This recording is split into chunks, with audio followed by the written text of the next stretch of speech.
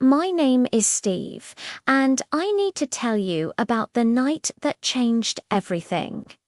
I was sitting in my car outside my house, rain pouring down the windshield, watching through the window. Inside, I could see my wife laughing with another man. He wasn't just anyone. He was my friend. They sat close together, talking and smiling like I didn't exist. My hands shook on the steering wheel. My heart pounded so hard I thought it might break through my chest. Is she having an affair? The question burned in my mind, but I already knew the answer. I wanted to storm inside and confront them. I wanted to scream and demand the truth. But I couldn't move. I just sat there in the darkness, frozen by the pain. After what felt like hours, I started the car and drove away. I couldn't face her. I couldn't face him. I parked outside a cafe and turned off my phone. The cold night air seeped through the windows, but I felt colder inside. I closed my eyes, but sleep never came.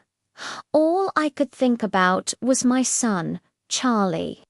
He was only 5 years old, innocent and happy, unaware that his world was falling apart.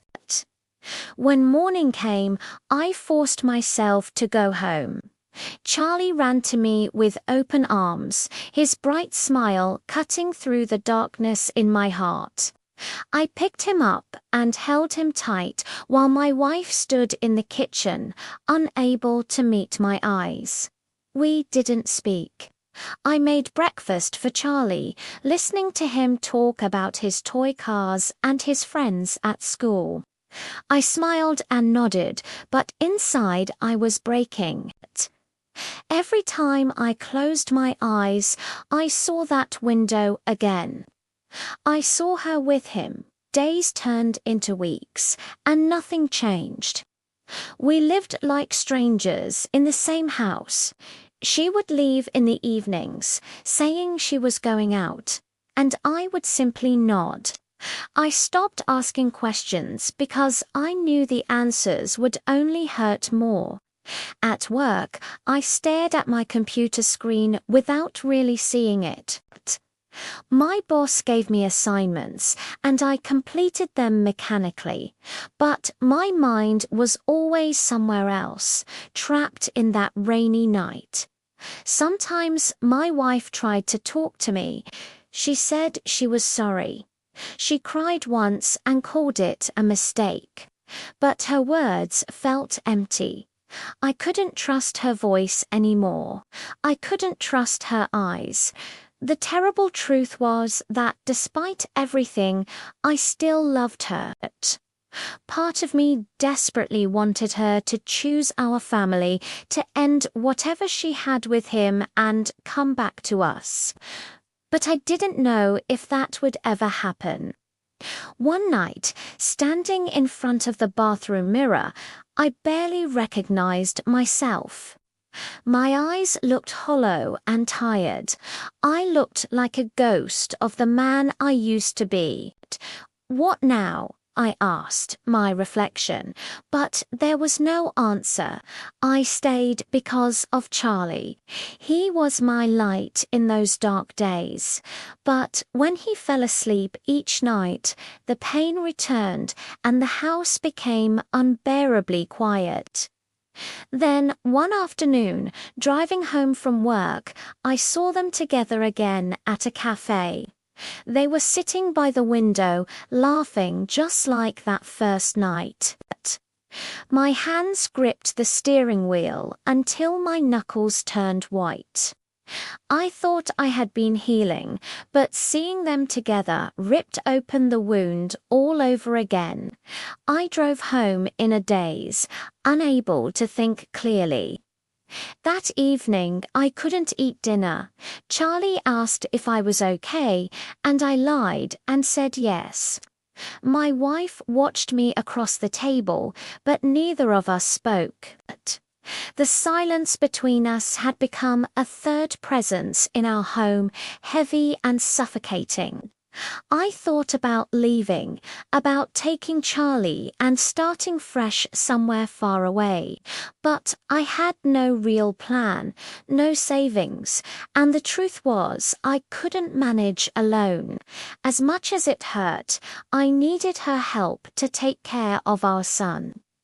Everything changed one evening when she came home with a serious look on her face.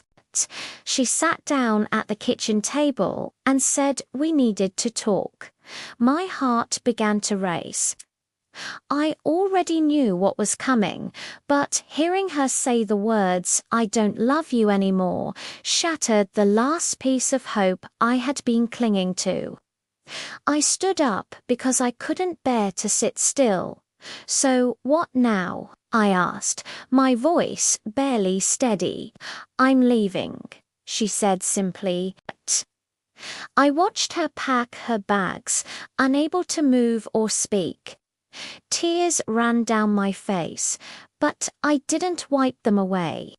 I wanted to beg her to stay, to think about our son, to remember the life we had built together.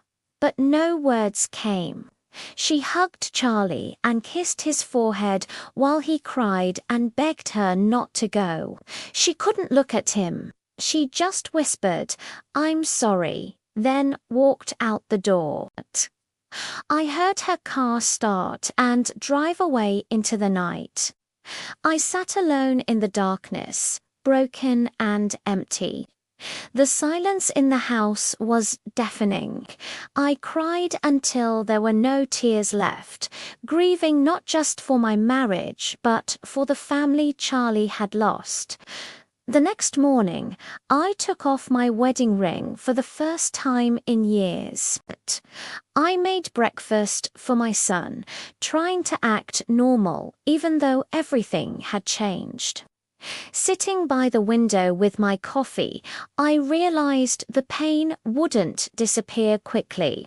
It would take time, maybe years, to heal from this. But I also realized something else. I was still a father, and Charlie needed me now more than ever. That responsibility gave me strength I didn't know I had. Life is full of painful moments that test us in ways we never imagined. Every ending, no matter how devastating, carries within it the seed of a new beginning.